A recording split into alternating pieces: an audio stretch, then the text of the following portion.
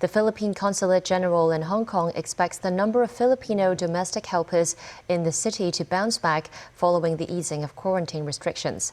It's also trying to get a minimum wage increase for the helpers in town.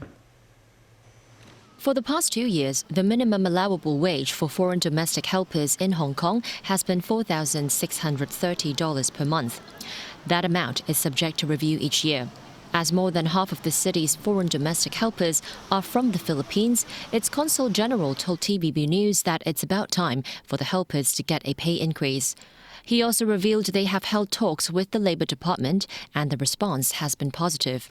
I am confident, I am very hopeful that there will be an increase because the situation demands for it.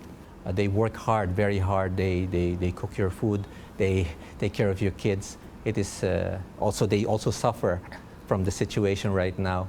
At its peak, there were 220,000 Filipino foreign domestic helpers in Hong Kong. But since 2020, amid a global pandemic, flight bans and travel restrictions, the number of Filipino domestic helpers arriving in the city has been reducing by 10,000 each year.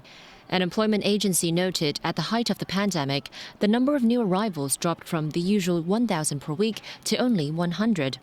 Early this year, the high demand for helpers prompted employers to offer a monthly salary of $6,000 to secure a contract. But as quarantine restrictions ease, the monthly salary level for Filipino domestic helpers has fallen to $5,000. The agency added newcomers are mostly getting the minimum wage now. One of them is Jenny. I have children, I have siblings, and I have nephews and nieces. They go to school, I had to help them. Because Philippines also are kind of hard life. Really not enough. Sometimes I cry. Sometimes I want to go somewhere else, but I have no choice. But an employees association disagrees. That is not their income. That is only the minimum wage. In Hong Kong, many FDH employers are not rich people.